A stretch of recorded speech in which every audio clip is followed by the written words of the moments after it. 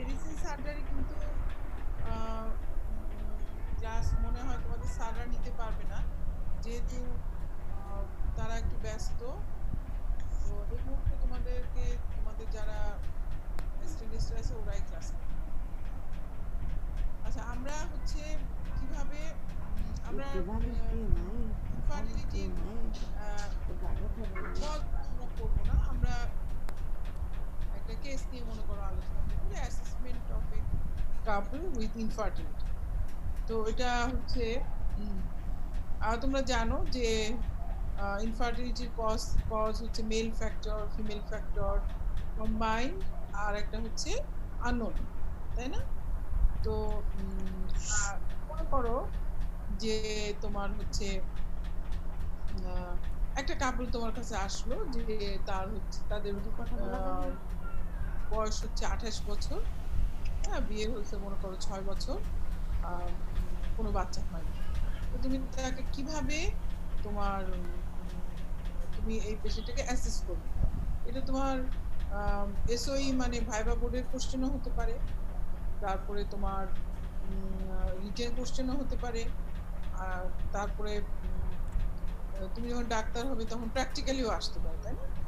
আর তুমি ডাক্তারের সাথে সাথেই দেখবা তোমার আত্মীয় স্বজন অনেকেই বলবে, অনেকেই এরকম সমস্যা দিবে। তো তখন তোমাকে তুমি কিভাবে এটাকে অ্যাপ্রোচ করবা, কিভাবে তুমি আগাবা, সেটাই হচ্ছে। কথা শোনা যাচ্ছে তো ফাতেমা? জি ম্যাডাম, শোনা যাচ্ছে। জি ম্যাডাম। কিভাবে তুমি তখন তাকে অ্যাপ্রোচ করবা? তো আমরা যেটা করি যে আমরা জানি আসসালামু আলাইকুম ম্যাম। দুজনকে আমাদেরকে এখানে এভালুয়েশন করতে হবে। তাহলে আমরা একটা একটা করে বলি। আমরা তবে সাধারণত যেটা করি,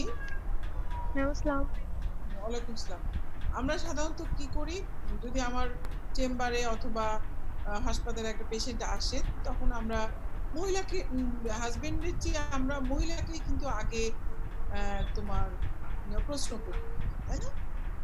তো কিভাবে আমরা দেখো আমরা করব, প্রথমেই আমরা বয়স জিজ্ঞেস করবো যে আপনার বয়স কত। হ্যাঁ, সে নিজেই এসে বলবে যে আমার 28 বছর বয়স, আমার বিয়ে হলো 6 বছর, কতদিন বিয়ে হচ্ছে সেটা শুনতে হবে। তারপরে হচ্ছে তোমার স্টেপ ওয়াইজ আমাদের আগাতে হবে। স্টেপ ওয়াইজ মানে কি, আমি তার হিস্ট্রি নেওয়ার চেষ্টা করব যে আমরা জানি যে কতগুলো ফ্যাক্টর আছে, ওভুলেটরি ফ্যাক্টর আছে, তারপরে হচ্ছে তোমার পেলভিক ফ্যাক্টর আছে, তারপরে সার্ভাইকাল ফ্যাক্টর আছে, এবং টিউবাল ফ্যাক্টর আছে। টিউবাল ফ্যাক্টরটা কোথায় গেল?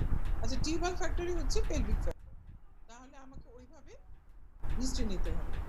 তাহলে দেখো, হিস্ট্রি নেওয়ার জন্য আমাদেরকে ওভুলেটরি ফ্যাক্টর যদি আমরা অ্যাসেস করতে চাই, ওভুলেটরি ফ্যাক্টর মানে হচ্ছে তার রেগুলার ওভুলেশনটা হচ্ছে কিনা। তাহলে প্রথমেই আমার সবচেয়ে ইম্পর্টেন্ট যেটা, সেটা হচ্ছে মেনস্ট্রুয়াল সাইকেল। হ্যাঁ, যার প্রত্যেক মাসে একবার করে সাইকেল হয়, আমরা ধরে নেই যে তার ওভুলেশন রেগুলার হচ্ছে। অনসেট অফ মেনার্কি তুমি জিজ্ঞাসা করতে পারো। সবচেয়ে বেশি ইম্পর্টেন্ট হচ্ছে সাইকেল। আপনার কি প্রত্যেক মাসে পিরিয়ড হয়? এই কথাটা খুব ইম্পর্টেন্ট। সে যদি বলে যে হ্যাঁ হয়, তখন কিন্তু আমাদের যে না, তার পিরিয়ড হচ্ছে, তার মানে তার ওভুলেশন হচ্ছে। আচ্ছা, এটা গেল হচ্ছে তোমার একটা ওভুলেটরি ফ্যাক্টরের একটা ইম্পর্টেন্ট ক্রাইটেরিয়া। এরপরে আমরা আরেকটা জিনিস করি যে যদি তার খুব বেশি ডিসমেনোরিয়া থাকে, তাহলে কিন্তু সে সাথে সাথেই কিন্তু সে নিজেই কিন্তু বলে। ডিসমেনোরিয়া কিন্তু ওভুলেশনের একটা সাইন যে ওভুলেশনটা ঠিকমতো হচ্ছে। আবার ডিসমেনোরিয়া কিন্তু পেলভিক এন্ডোমেট্রিওসিসেরও একটা সাইন বলবো না, একটা সিমটম। হ্যাঁ, ও যদি ডিসমেনোরিয়ার উপর খুব বেশি প্রেসার দেয়, তখন কিন্তু তোমাকে আবার অন্যদিকে যেতে হবে। সাথে তুমি অন্যান্য ডিজিজ আছে কিনা, যেমন হাইপোথাইরয়েড, হাইপারথাইরয়েড, যেগুলোতে ওভুলেশন হয় না, ওবিসিটি, এগুলো আমরা সাথে একটু শুধু শুনে নিব যে আপনার কি পিরিয়ড ঠিক মতো হয়, পিরিয়ডের সময় কোনো ব্যথা হয় কিনা। হ্যাঁ, অল্প ব্যথা হয়, বেশি ব্যথা হয় না। আচ্ছা, তারপরে আমরা দেখে নিলাম যে না, তার কোনো সিস্টেমিক কোনো মনে হচ্ছে না সে খুব মোটা, তার কোনো অন্য কোনো অসুখ আছে আপনার? না, আমার কোনো অসুখ নেই। তারপরে দেখতে হবে যে তার, আমি কিন্তু এগুলো ওভুলেশনের কথা বলছি। তারপরে দেখতে হবে তার কোনো এন্ডোক্রাইন ডিজিজের কোনো সাইন আছে কিনা। যেমন মনে করো এন্ডোক্রাইন ডিজিজের মধ্যে হার্সুটিজম আমরা জানি, পিসিওডি। পিসিওডি হলে হার্সুটিজম থাকে, ওবিসিটিস থাকে, এটা আছে। এটা দেখলেই তুমি ওবিসিটি অনেক মোটা এবং হার্সিটিজম আছে, তাহলে কিন্তু তুমি কিন্তু অর্ধেক এবং সে যদি বলে যে আমার সাইকেল ইররেগুলার, তোমার কিন্তু অর্ধেক ডায়াগনোসিস হয়েই গেল যে তার আসলে মনে করো 85 কেজি ওজন, হার্সিটিজম আছে, পিরিয়ড নিজে থেকে হয় না, 2-3 মাস পর পর হয়, তুমি কিন্তু অর্ধেক ডায়াগনোসিস করেই ফেলছো যে তার হচ্ছে পিসিওডি। আচ্ছা, আরেকটা গ্রুপ অফ পেশেন্ট আছে যাদের গ্যালাক্টোরিয়া থাকে, মানে তাদের প্রোল্যাক্টিন লেভেল বেশি থাকে। হ্যাঁ, এটাও আমাদের কাছে ওদেরকে জিজ্ঞেস করতে হবে যে আপনারা কি কখনো নিপল থেকে কোনো ডিসচার্জ, মিল্কের মতো ডিসচার্জ হয় কিনা। এবং যদি একটু বয়স বেশি হয়ে যায় তাহলে হট ফ্লাশের কমপ্লেনও সে করতে পারে। হ্যাঁ, তাহলে দেখো ওভুলেটরি ফ্যাক্টর করতে হলে আমাদের এতগুলো জিনিস জানতে হবে।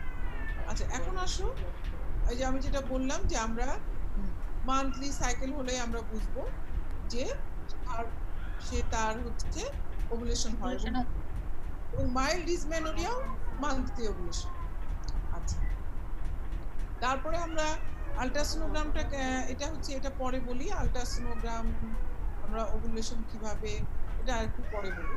আচ্ছা, এখন এটাও পরে বলি। এখন আমি যখন পেশেন্টের হিস্ট্রি নিচ্ছি তখন আমি ওভুলেশনটা বুঝলাম যে হ্যাঁ, এক গ্রুপ বুঝলাম যে হ্যাঁ ওর পিসিওডি আছে, আবার হয়তো বুঝলাম যে না ওর ওভুলেশন হয়।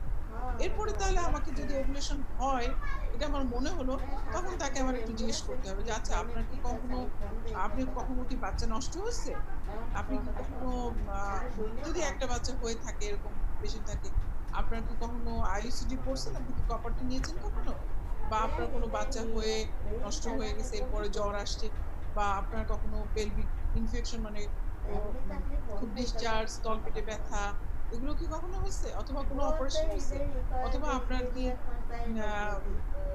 কোনো আছে যে আপনার কোনো টিউমার বা কিছু আছে, তাহলে এবং আপনার কি খুব বেশি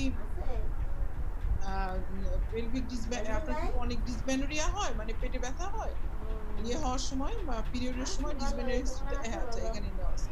আপনার কি খুব বেশি ব্যথা হয়? ওর যদি বেশি ব্যথা হয়, ওর যদি ওরকম পেলভিক এন্ডোমেট্রিওসিস থাকে, চকলেট সিস্ট থাকে, ও কিন্তু নিজেই বলবে, তোমাকে কিন্তু খুব বেশি বলতে হবে না, ও কিন্তু নিজে এসেই বলবে। ঠিক আছে, তাহলে আমরা কিন্তু এইটুকু কিন্তু ইম্পর্টেন্ট। হ্যাঁ, এইটুকু হিস্ট্রি ইম্পর্টেন্ট। এখন আসো তুমি, তাহলে আমরা এক্সামিনেশন করব। এক্সামিনেশনের মধ্যে আমরা জানি জেনারেল এক্সামিনেশনে আসলে লেকচারটা এইভাবে করা নাই। জেনারেল এক্সামিনেশন আমরা কিভাবে করব, আমরা পা থেকে মাথা পর্যন্ত যেভাবে করি, অ্যানিমিয়া দেখবো, ডিহাইড্রেশন দেখবো, তারপরে জন্ডিস দেখবো, তারপরে হচ্ছে তোমার থাইরয়েড দেখবো, ব্রেস্ট দেখবো। অনেক পেশেন্ট পাবা তুমি যে হচ্ছে ও কিছু বলবে না, কিন্তু তুমি যখন ব্রেস্ট চেক করতে যাবে তখন দেখবে যে ডিসচার্জ আসছে, তাহলে এটা তুমি একটা ক্লু পেয়ে গেলা। দেন হচ্ছে তুমি পার অ্যাবডোমিনাল এক্সামিনেশন করবো।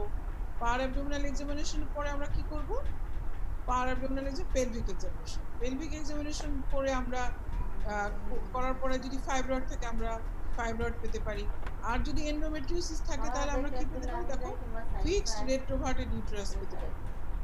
এন্ডোমেট্রিওসিসটাও কিন্তু তোমাদেরকে আমি আমার মনে আছে খুব ভালো করে আমি তোমাদের পড়াইছি। এন্ডোমেট্রিওসিস আমরা ফিক্সড রেট্রোভার্টেড ইউটেরাস পেতে পারি। এটা গেল আমাদের হচ্ছে, এবং এক্ষেত্রে আমরা কিন্তু একটা পার স্পেকুলাম এক্সামিনেশন করব। কারণ কি, গতকাল আমি তোমাদের বলছি পার স্পেকুলাম এক্সামিনেশনে আমি মানে অসটা আমি দেখতে পারি, তাই না, অসের মধ্যে কিছু আছে। তুমি এক্সামিনেশন করলা অথবা তুমি এক্সামিনেশন আদৌ করলে না, ওর যদি একটা পলিপ থাকে, ওর যদি একটা জরার মুখে পলিপ থাকে তাহলে তোর বাচ্চা হবে না, তাই না, পলিপের দিয়ে তো বাচ্চা হবে না যে তা না, কিন্তু একটা ব্যারিয়ার। সুতরাং আমাদের সবসময় পার স্পেকট্রাম এক্সামিনেশন করতে হবে। আমি এমনও পেশেন্ট দেখছি যে একটা পেশেন্টকে ট্রিটমেন্ট করেই যাচ্ছে, ইনফার্টিলিটি ট্রিটমেন্ট করে যাচ্ছে। পেশেন্টও এত বোকা, কখনো বলে নাই যে আমার জরায়ুটা বের হয়, কোনো বাচ্চা হয়নি কিন্তু তার প্রোল্যাপস। তো কেউ তাকে পেলভিক এক্সামিনেশন করেনি, ঠিক আছে, শুধু তোমার ইনভেস্টিগেশন দেখেই তার চিকিৎসা চলছে। তো আমি দেখতে গেলাম যে ঠিক আছে আপনি একটু শোন, আপনাকে একটু পিভি করতে যেয়ে দেখি সার্ভিক্সটা বের হয়ে আসছে, বুঝছো? তো সার্ভিক্সটা বের হয়ে আসে বলে কি, আমি বললাম মানে রুগীও মনে করছে যে এটাই স্বাভাবিক, মানে অল্প বয়সে প্রোল্যাপস হয়ে আছে, ও মনে করছে যে, ও বলে আমি তো মনে করছি যে এরকমই থাকে। হ্যাঁ, তার ধারণা এরকম বুঝি সবার থাকে। তাহলে সবই কিন্তু তোমাকে দেখতে হবে। তুমি যদি ভালো ডাক্তার হতে চাও বা মানুষকে ভালো ট্রিটমেন্ট দিতে চাও, তোমাকে কিন্তু মানে সবকিছু মাথায় রাখতে হবে। এরপরে আসো, তাহলে আমরা ইনভেস্টিগেশন করে ফেললাম। তারপরে আসো আমরা কি পরীক্ষা নিরীক্ষা করি। আমরা কিন্তু পরীক্ষা নিরীক্ষা, আর তোমরা কি ইনফার্টিলিটি পেশেন্ট পেলে একবারে লাইন দিয়ে সব পরীক্ষা করবা, এটা কিন্তু ঠিক না। হ্যাঁ, আমি পার্সোনালি প্রেফার করি, প্রথমে আমার কাছে একটা পেশেন্ট আসলে আমি যেটা দেই, একটা হচ্ছে তোমার আমি দিব প্রতিটা জিনিসের একটা আমি না, এটাই দেওয়া উচিত, প্রত্যেকটা তোমার একটা জাস্টিফাইড একটা থাকবে। যেমন তুমি আসলেই তুমি তাকে একটা সিবিসি করতে দিবা, তাই না? এটা দেওয়া উচিত। সিবিসিটা করতে দিলে আমরা একটা ইনিশিয়াল তার একটা ব্লাড পিকচার পাই। সিবিসির মধ্যে কমপ্লিট একটা ব্লাড কাউন্ট থাকে। হ্যাঁ, তার white blood cell, red blood cell, তারপর হচ্ছে প্লেটলেট, সব একটা কাউন্ট থাকে। তার হিমোগ্লোবিনটা থাকে, তার ইএসআরটা কত থাকে, তা একটা সিবিসি আমি করতে পারি। একটা ইউরিনারি করতে পারি। ইনিশিয়াল হরমোন দেখো আমরা সাধারণত করতে দেই, এর মধ্যে এখানে অনেক লিখছি কিন্তু আসলে এতগুলো হবে না। টিএসএইচ আর প্রোল্যাকটিন, এটা হচ্ছে ফার্স্ট। তোমার কাছে পেশেন্টগুলো, তুমি ইনফার্টিলিটির পেশেন্ট আসলে তোমাকে প্রথম বলতে হবে যে কথা, শোনেন আপনি আমার কাছে আসছেন, একদিনে কিন্তু আপনার ট্রিটমেন্ট হবে না। আপনার যদি ভাগ্য খুব ভালো হয় প্রথম ট্রিটমেন্টে আপনার বাচ্চা হবে, কিন্তু আপনি আসলেন আর আমি ওষুধ দিয়ে দিলাম, এরকম কিন্তু হবে না। আপনাকে কিন্তু ধৈর্য ধরে ট্রিটমেন্ট করতে হবে, এই কথাগুলো বলতে হবে। তাহলে তুমি বলবা, প্রথমেই তুমি তাকে ইনিশিয়াল যে পরীক্ষা নিরীক্ষা দিবা সেটার মধ্যে থাকবে complete blood count, urine routine R E examination, then হচ্ছে ব্লাড সুগার, আর একটা হচ্ছে ঠিক প্রেগন্যান্সির পরীক্ষাগুলোর মধ্যে এইচবিএস এজি, এটা দিতে পারো নাও দিতে পারো, আমরা হয়তো করায় রাখি কখন কোনটা লাগে, একটা এইচবিএস এজি আর থাইরয়েড, টিএসএইচ এন্ড প্রোল্যাকটিন। এই দুইটা হচ্ছে তুমি মনে করো পেশেন্টের কোনো ধরনের কোনো একটা 25 বছর বয়স, তার কোনো ওবিসিটি নাই, তাকে তুমি এই পরীক্ষাটা দিবা। আর দিবা কি, আর দিবা হচ্ছে আল্ট্রাসোনোগ্রাম, পেলভিক আল্ট্রাসোনোগ্রাম। আচ্ছা, এখন তাহলে আমি এইগুলো কথা কেন লিখলাম? তাহলে আমরা প্রথম যাদের আনকমপ্লিকেটেড কোনো সমস্যা নেই তাদের দিব আমরা টিএসএইচ এবং প্রোল্যাকটিন। এরপরে মনে করো পেশেন্টটা 28 বছর, আমি বললাম যে 85 কেজি ওজন, হ্যাঁ, সে যদি আমার কাছে আসে তখন আবার আমাকে একটু হিসাব করে দিতে হবে। আমি তখন আবার একটু এফএসএইচ লেভেলটা দিব, হ্যাঁ, স্ট্যাডিওল লেভেলটা দিব, সিরাম প্রোজেস্টেরন লেভেলটা দিব থার্ড উইক। আমরা এলএইচ লেভেলও দিতে পারি, সিরাম এফএসএইচ এলএইচও করতে দিতে পারি, কিন্তু আসলে খুব বেশি হেল্প করে না, তবুও দিতে পারি। এলএইচটা এখানে লেখা নাই, এলএইচ। তাহলে দেখো ডিপেন্ড করছে, তোমাকে জাস্টিফাই করতে হবে, ডিপেন্ড করছে। তুমি যদি ওকে একবারে সব লিখে দাও, তুমি যদি এই পেশেন্টটা মনে করো এরকম একটা পেশেন্ট আসলো যে তার 35 বছর বয়স, তাই না, এখন তোমার কাছে আসছে, এখন তুমি তাহলে একে যদি সবগুলো ইনভেস্টিগেশন লিখে দাও তাহলে আমিও মাইন্ড করবো না, কেউ মাইন্ড করবে না, কারণ ওরা বয়স বেশি হয়ে গেছে, ওরা আসলে খুব বেশি সময় নেই, তাই না? তাহলে তোমার ওর ওভুলেশন ফাংশন, ওভারিয়ান রিজার্ভ কত আছে সেটা দেখার জন্য তোমার একটা এফএসএইচ লেভেল অবশ্যই দিতে হবে। ওর এস্ট্রোজেন শরীরে কমে গেছে কিনা, কারণ ও 35, সেটার জন্য একটা স্ট্যাডিওল লেভেল দিতে হবে। ওর প্রোজেস্টেরনটা মানে ওর থার্ড ওর আসলে ওভুলেশন হচ্ছে কিনা সেটা দেখার জন্য প্রোজেস্টেরন লেভেল তোমাকে দিতে হবে, কেউ মাইন্ড করবে না। কিন্তু তুমি যদি একটা 24 বছরে এত কিছু দাও তখন কিন্তু একটু মাইন্ড করবে। তাহলে ডিপেন্ড করছে তোমার ইনভেস্টিগেশন, ডিপেন্ড করছে তোমার এইজের উপরে। এজ এবং কতদিন ইনফার্টাইল তার উপর। তারপরে আমরা কি করব, তারপর ওর একটা আল্ট্রাসোনোগ্রাম। দেখো আমরা আল্ট্রাসোনোগ্রামে কি দেখি, আল্ট্রাসোনোগ্রামে আমরা দেখি যে তোমার কোনো ফলিকল। আমরা সাধারণত পেলভিক আল্ট্রাসোনোগ্রাম কিন্তু আসলে ইনফার্টিলিটির আল্ট্রাসোনোগ্রাম কিন্তু দুই রকম হয়। একটা তুমি একটি নরমাল আল্ট্রাসোনোগ্রাম, সেটা শুধু পেলভিক অর্গান দিয়ে করলো না, তার কোনো চকলেট সিস্ট নাই, তার কোনো ওভারির মধ্যেও কোনো কিছু নাই, পিসিওডি নাই, কিছু নাই, অথবা পিসিওডি আছে অথবা চকলেট সিস্ট আছে। কিন্তু তুমি যদি বলো ফলিকুলোমেট্রি করবো আমি, তাই না, তখন সে আবার ফলিকুলোমেট্রি গুলো কিন্তু আবার সিরিয়ালে করতে। ফলিকুলোমেট্রি মানে কি, তুমি ফলিকুলটা ডেভেলপ হচ্ছে কি সেটা হয়তো আমি 11 দিনে একবার দেখলাম, 12 দিনে একবার দেখলাম। এখানে কিন্তু ফলিকুল গুলো বড় হয় সেটা দেখা যায়। আচ্ছা, ফলিকুল বড় হওয়ার পরে যদি ফলিকুলটা রাপচার হয়ে যায় সেটাও কিন্তু বোঝা যায়। সেটা রাপচার হয়ে তুমি মনে করো 13 তারিখে ওই একই পেশেন্টে তুমি মনে করো 13 দিনের দিন ডেট 13 তুমি দেখছো বড় একটা ফলিকুল, পরের দিন তুমি আবার দেখছো যে না ফলিকুল নাই, ফ্রি পাচ্ছ, হ্যাঁ, পাউচ অফ ডগলাস। তাহলে তুমি বুঝবা যে হ্যাঁ এটা হচ্ছে ইয়ে হয়ে গেছে, এটা রাপচার হয়ে গেছে, এটা একটা স্পেশাল। এগুলো হচ্ছে একটু ফলিকুলোমেট্রি, এটা স্পেশাল। এন্ডোমেট্রিয়াল বায়োপসি আবার কোনো ক্ষেত্রে আমরা আগের দিনে বেশি করতাম, হরমোন অ্যানালাইসিস ছিল না, তখন হচ্ছে আমরা এন্ডোমেট্রিয়াল বায়োপসি করতাম। বায়োপসি করে তোমরা জানো এন্ডোমেট্রিয়াম যদি প্রলিফারেটিভ এন্ডোমেট্রিয়াম থাকে তাহলে আমরা বুঝবো যে তার ওভুলেশন হয়নি, আর যদি সিক্রেটরি হয় তখন ওভুলেশন হয়ে গেছে। তাহলে আমরা আল্ট্রাসোনোগ্রাম করে আমরা এটা বুঝতে পারবো। আচ্ছা, দেন আমরা কি করব, আমরা এগুলো হরমোন অ্যাসেসমেন্ট সব দেওয়া হলো, মনে করো সব তার ভালো আসলো। এখন হচ্ছে তোমার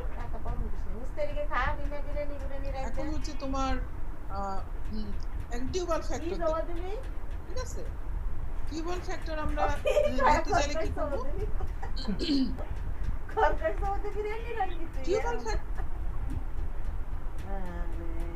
টিউবাল ফ্যাক্টর দেখা হচ্ছে কিন্তু একটু কঠিন।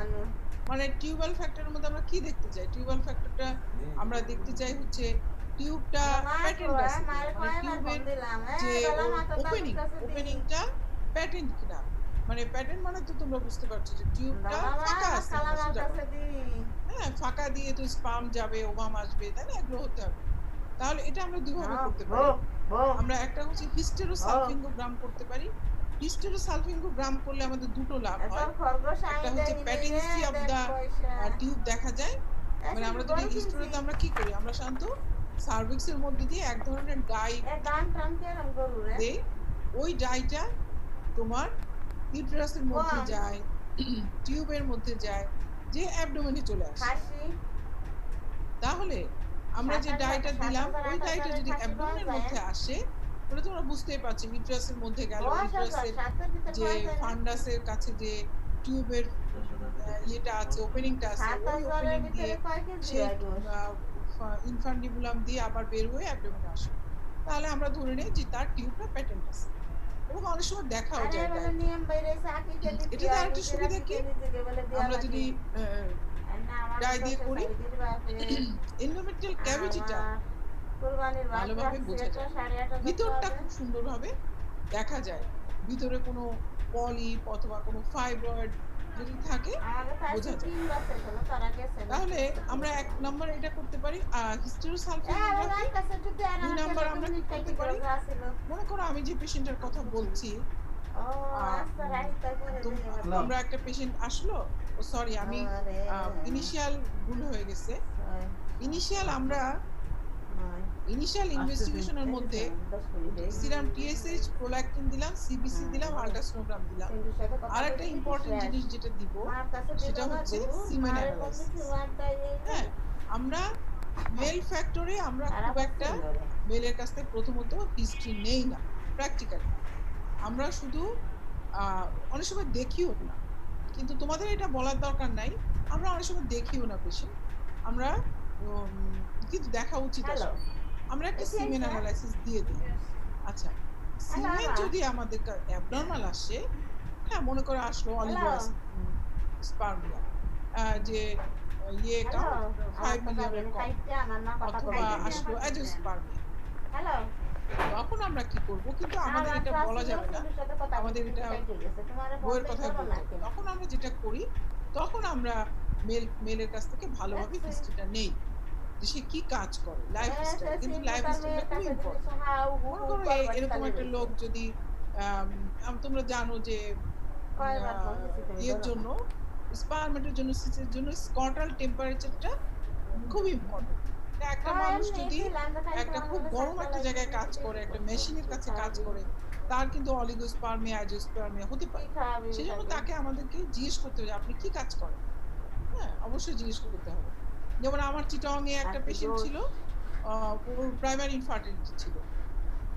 তো ওই পেশেন্টটার হচ্ছে ইয়ে ছিল, মশার ওষুধ ছিটাতো। হ্যাঁ ও হচ্ছে ফ্যামিলি প্ল্যানিং এর নিয়ে কাজ করতো, মশার ওষুধ দিত। তারপর ওর সব সময় আসতো শুধু হচ্ছে অলিগোস্পার্মিয়া, সাথে হচ্ছে ডেড স্পার্ম। তো আমরা চিটং এ তখন আমি আইইউআইও করতাম, আইইউআই করার জন্য ওকে একবার সিলেক্ট করলাম, এবং আইইউআই করতে যে দেখলাম আসলেই ওর একটা স্পার্মও তার লাইফ ছিল, সব স্পার্ম। তার মানে কি, ও যে ওষুধগুলো নিয়ে কাজ করে ওগুলো তার হচ্ছে তার একটা পার্মানেন্ট ড্যামেজ করে দিচ্ছে। হ্যাঁ ওই সবসময় ওষুধ ছিটায়। তাহলে আমাদেরকে অবশ্যই লাইফ স্টাইল জিজ্ঞেস করতে হবে, সিগারেট খায় কিনা জিজ্ঞেস করতে হবে, তার কোনো ডিজিজ আছে কিনা, কোনো অপারেশন হয়েছে কিনা, ছোটবেলায় মামস অর্গাইটিস হয়েছে কিনা, এগুলো জিজ্ঞেস করতে হবে। আচ্ছা, তারপরে কি করতে হবে দেখো, যদি তারপরে একটা ফিজিক্যাল এক্সামিনেশন করতে হবে, এবং আমরা সাধারণত ফিজিক্যাল এক্সামিনেশনটা প্রেফার করি। ফিজিক্যাল এক্সামিনেশনটা কে করবে? আমরা সাধারণত ইউরোলজিস্টকে প্রেফার করি। এটা তো জেনারেল মেডিকেল ডক্টরও এতটা ইয়ে করবে না। হ্যাঁ আমরা প্রেফার করি, যখনই দেখি যে সিমেন 2-3 বার অ্যাবনরমাল হচ্ছে, তখনই আমরা তাকে একটা ইউরোলজিস্টের কাছে রেফার করি for physical examination and also তার অ্যাডভাইসের জন্য আমরা রেফার করি। কোনো ভ্যারিকোসিল আছে কিনা এগুলো দেখার জন্য ইউরোলজিস্টের কাছে পাঠাই।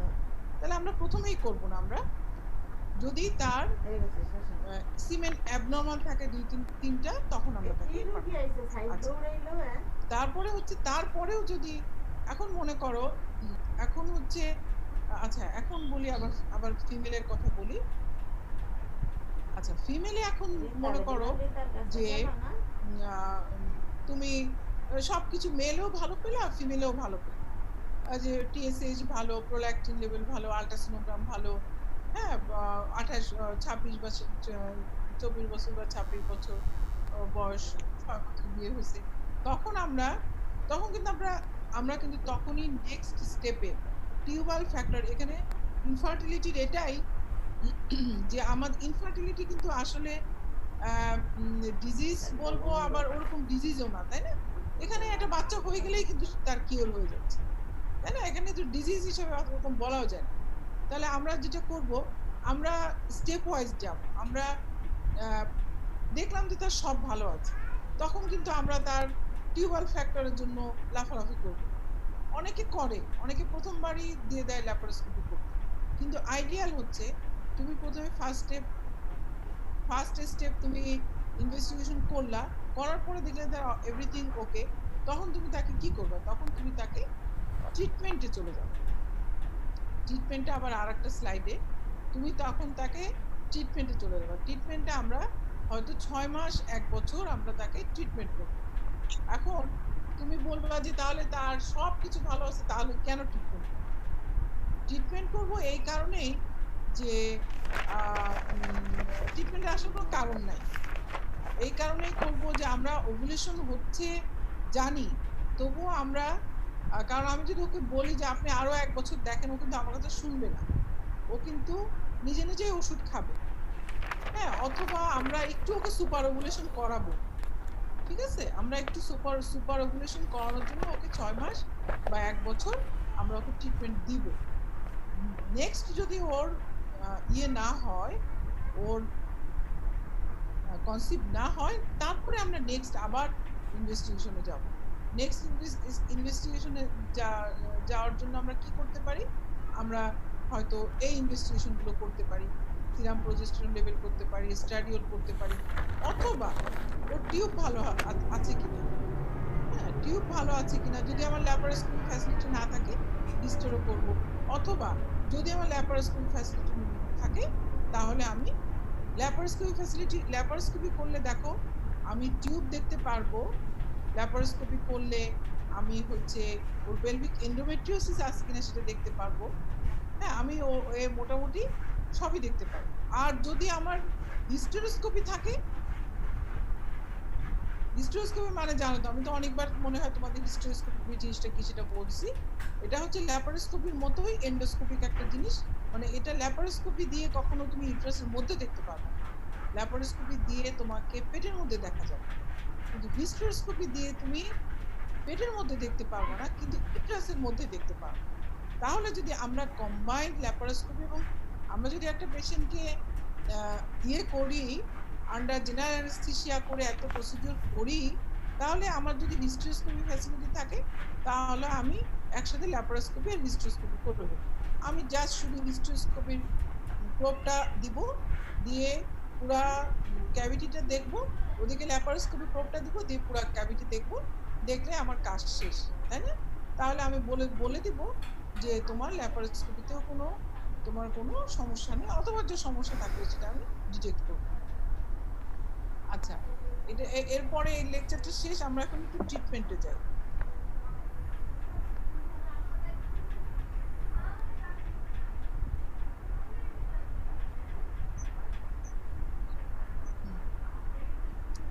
সময় তো শেষ হয়ে যাচ্ছে, আমার তো 2বার ক্লাস নেওয়া সম্ভব। ট্রিটমেন্টে একটু যাই অল্প করে। ট্রিটমেন্টের মধ্যে দেখো আমাদেরকে ওই সমস্ত জিনিসগুলো চিন্তা করতে হবে যে কোন ফ্যাক্টরে তোমার সমস্যা আছে। হ্যাঁ, আমরা প্রথমেই বলছিলাম যে আমরা ওভুলেটরি, প্রথমেই দেখো ওভুলেটরি যদি আমরা চিন্তা করি যে তার ওভুলেশনের সমস্যা আছে, তাহলে আমাদেরকে, যদি পেশেন্টের ওজন বেশি থাকে তাহলে ওয়েট রিডাকশন করতে হবে। ম্যালনিউট্রিশন থাকলে ম্যালনিউট্রিশন, সাইকোলজিক্যাল সাপোর্ট এগুলো দিতে হবে। আর ইনফার্টিলিটির মেডিসিন যেগুলো আছে তোমরা সবাই জানো, এগুলো সব হচ্ছে, এই মেডিসিনগুলো কিভাবে কাজ করে আমাদেরকে জানতে হবে। এখন আমরা লেট্রোজোল, আগে আমরা ক্লোমিফেন সাইট্রেট দিতাম, এখনো দেই, তবে রিসেন্টলি আবার লেট্রোজোলটা ফার্স্ট লাইন ড্রাগস। লেট্রোজোলটা আমরা 6 মাস দিব, তারপরে আমরা ক্লোমিফেন সাইট্রেট দিতে পারি, আবার অনেক সময় দুইটা একসাথেও অনেকে দেয়। দেন এরপরে আমরা এই সমস্ত নিচের যে ড্রাগস গুলা, এগুলো সব আমরা সুপার ওভুলেশন ইউজ করা হয়। এই নিচের ড্রাগস গুলো মেইনলি ইউজ করা হয় তোমার আইভিএফ যখন করা হয়, আইভিএফ অথবা ওটাকে বলে এআরটি যখন করা হয় তখন করা হয়। আমরা যারা আউটডোরে যখন আমরা ট্রিটমেন্ট দিই, তখন ক্লোমিফেন সাইট্রেট এবং লেট্রোজোল দিয়ে ট্রিটমেন্ট। এরপরে এখন প্রত্যেকটা ক্লোমিফেন সাইট্রেটের কাকে দিব এটা একটু বলা আছে, কিভাবে দিব।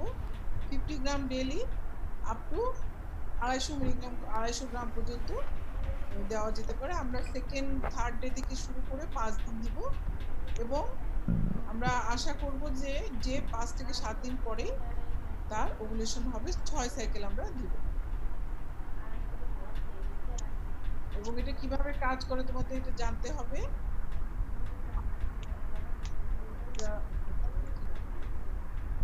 এটা কিভাবে কাজ করে, সাইড এফেক্ট কি, এবং কি কাপলকে কি বলবা, এটা তোমাদের জানতে হবে। টাইমলি ইন্টারকোর্স করতে হবে, সেটা তাদেরকে শিখাই দিতে হবে, বলে দিতে হবে। আচ্ছা, লেট্রোজোলটা আমরা ফার্স্ট লাইনে দিয়ে থাকি 2.5 মিলিগ্রাম ডেইলি, এগুলো বইয়ে সব আছে।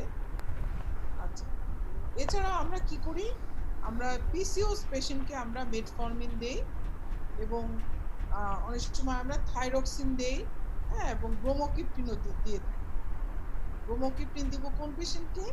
যাদের হচ্ছে গ্যালাক্টোরিয়া আছে, মানে মিল্ক সিক্রেশন অথবা ক্যাবারগোলিন, এই দুটো আমরা খুব ভালো কাজ করে। এটা সাধারণত 3 মাস থেকে 6 মাসের মধ্যে কনসিভ করে ফেলে। আচ্ছা, দেন এরপরে আমরা যেটা বললাম যে যাদের ইয়ে থাকে, যাদের হচ্ছে কিছু পেশেন্ট এরকম থাকে যে আনরাপচার্ড, মানে ওর ওভুলেশন হচ্ছে, ওর ফলিকলটা ম্যাচিওর হয় কিন্তু ফলিকলটা ইয়ে হয় না, ফলিকলটা তোমার রাপচার হয় না। এরকম পেশেন্টকে আমরা এইচসিজি ইনজেকশন দিয়ে থাকি। আচ্ছা, এরপরে এই সমস্ত ড্রাগস গুলো গোনারোটোপিন, আমরা গোনারোটোপিন যেটা হচ্ছে তোমার আইভিএফ, আর একটা হচ্ছে মানে টেস্ট টিউব বেবি, আর একটা হচ্ছে অপারেটিভ ট্রিটমেন্টও করা যায় ল্যাপারোস্কোপিক্যালি, টিউবাল ক্যানুলেশন, তারপর হচ্ছে টিউবোপ্লাস্টি, কিন্তু বলা হচ্ছে একই রকম ইয়ে থাকে, একই রকম তোমার খরচও একই রকম পড়ে, তারপরে তোমার সাকসেস রেটও একই রকম পড়ে। আচ্ছা, এন্ডোমেট্রিওসিস আমরা কি করতে পারি? মাইল্ড কেস হলে ওভুলেশন ইন্ডাকশন দিব, যদি মডারেট টু সিভিয়ার কেস হয় সেক্ষেত্রেও আমাদেরকে ল্যাপারোস্কোপি হচ্ছে ট্রিটমেন্ট। ল্যাপারোস্কোপি করে আমরা যতটা সম্ভব ওভুলেশনটা যতটা সম্ভব হচ্ছে তোমার অ্যাডিশন, লাইসিস অফ অ্যাডিশন এবং পেলভিক অ্যানাটমি, এখানে কি হয়, রেট্রোভার্টেড ফিক্সড ইউটেরাস হয়ে যায়। আমরা লাইসিস করে যতটা সম্ভব পেলভিক অ্যানাটমিকে নরমাল করার চেষ্টা করা হয়, এবং এখানেও এআরটি একটা অপশন। এআরটি মানে হচ্ছে আইভিএফ একটা অপশন।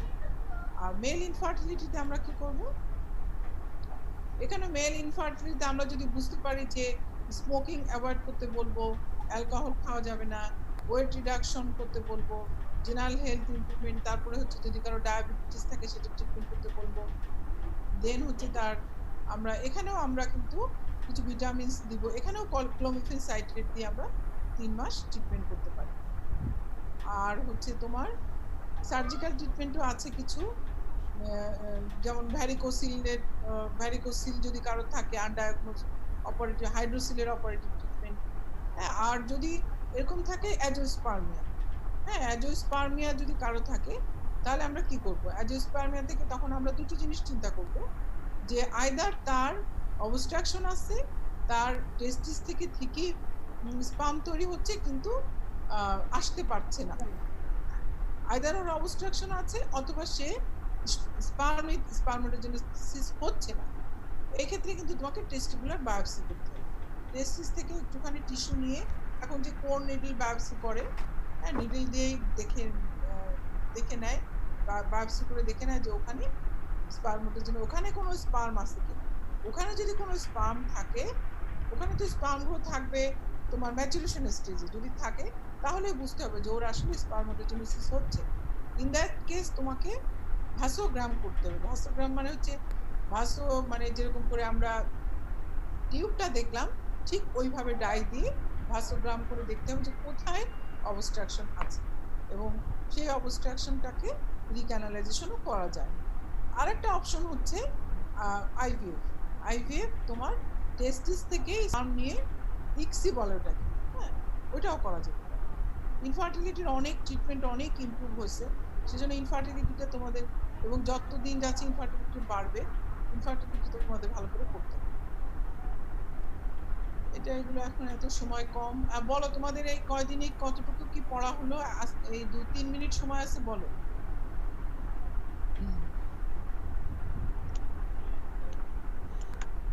আর আমি তো আরো ক্লাস নিব, তোমরা যদি ক্লাস করতে চাও করতে পারো, যে সবার জন্য ওপেন, যে ক্লাস করতে চাও করতে পারো, কারণ এখানে তো পড়া ধরা হয় না, ক্লাস করলে কোনো অসুবিধা নেই, তাই না? বলো কে কে আসছো, সবাই বলো। বলো তোমাদের এক্সপেরিয়েন্স বলো ম্যামের সাথে।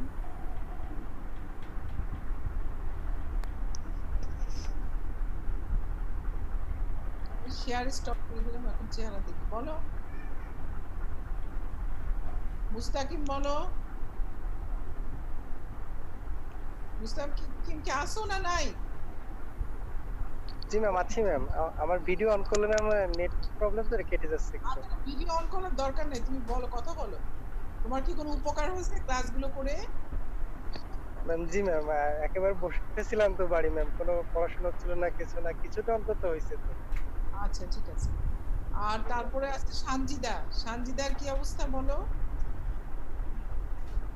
তোমার তোমার কি কোনো উপকার হচ্ছে সানজিদা? সানজিদা আক্তার। সাজিদা তোমার ইয়ে মাইকটা আনমিউট করতে হবে, মিউট হয়ে আছে। লাইন কেটে যাবে।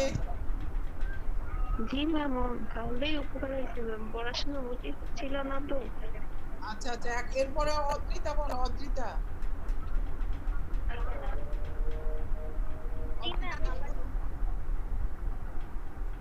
আবার ভালো উপকার। হ্যালো ম্যাম, অনেক ভালো উপকার হয়েছে ম্যাম। আচ্ছা, এরপরে তো তৌনিদ বলো, তৌনিদের পড়া হচ্ছে? জি ম্যাম, হচ্ছে ম্যাম। জি ম্যাম। আগে তো ম্যাম পড়াশোনাই করতে পারতাম না ম্যাম ক্লাসে, এবং ক্লাস শুরু করার পরে পড়াশোনা করতে পারছি। পড়াশোনা করো, এভাবেই পড়তে হবে, কিছু করার নাই। আচ্ছা, তারপরে ক্লাস আসতে পারো, টাইম থাকলে ক্লাস করবা, হ্যাঁ? আচ্ছা, এরপরে সামনে বলো।